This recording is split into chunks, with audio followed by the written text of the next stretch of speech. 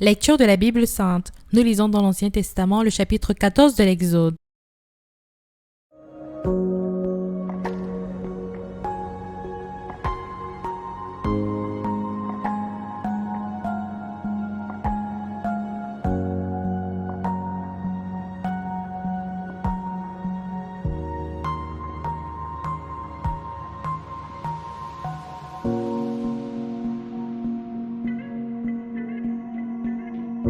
L'Éternel parla à Moïse et dit : Parle aux enfants d'Israël qu'ils se détournent et qu'ils campent devant Pi Hahiroth entre Migdol et la mer, vis-à-vis de Baal Tsephon. C'est en face de ce lieu que vous camperez près de la mer. Pharaon dira des enfants d'Israël : Ils sont égarés dans le pays, le désert les enferme. J'endurcirai le cœur de Pharaon et il les poursuivra. Mais Pharaon et toute son armée serviront à faire éclater ma gloire, et les Égyptiens sauront que je suis l'Éternel. Et les enfants d'Israël firent ainsi. On annonça au roi d'Égypte que le peuple avait pris la fuite.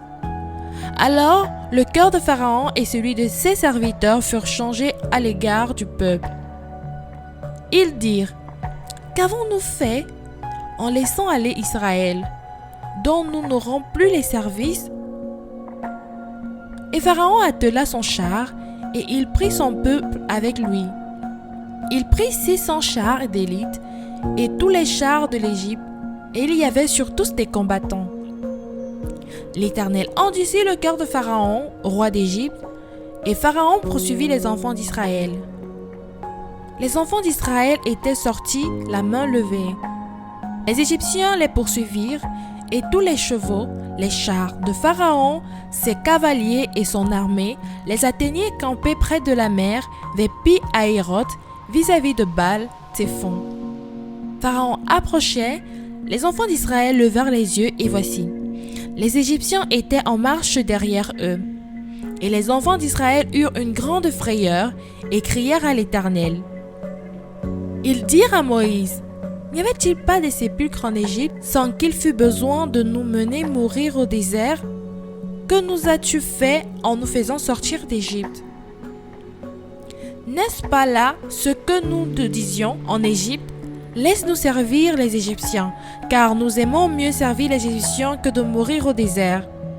Moïse répondit au peuple : Ne craignez rien, restez en place et regardez la délivrance que l'Éternel va vous accorder en ce jour, car les Égyptiens que vous voyez aujourd'hui, vous ne les verrez plus jamais.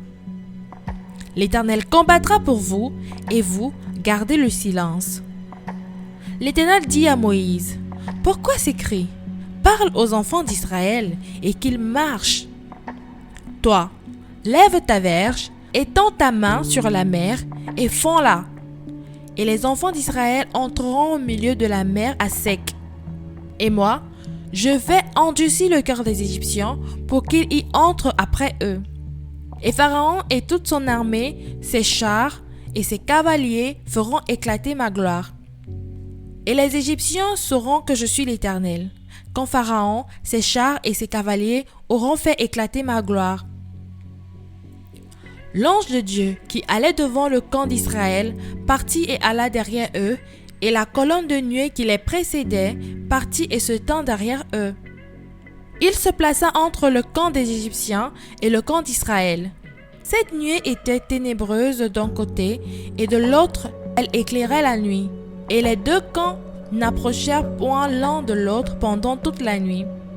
Moïse étendit sa main sur la mer, et l'Éternel refoula la mer par un vent d'Orient qui souffla avec impétuosité toute la nuit. Il mit la mer à sec et les eaux se fondirent. Les enfants d'Israël entrèrent au milieu de la mer à sec et les eaux formaient comme une muraille à leur droite et à leur gauche. Les Égyptiens les poursuivirent et tous les chevaux de Pharaon, les chars et les cavaliers entrèrent après eux au milieu de la mer. À la veille du matin, l'Éternel, de la colonne de feu et de nuée, regarda le camp des Égyptiens et mit en désordre le camp des Égyptiens. Il ôta les roues de leurs chars et en rendit la marche difficile. Les Égyptiens dirent alors : fuyons devant Israël, car l'Éternel combat pour lui contre les Égyptiens. »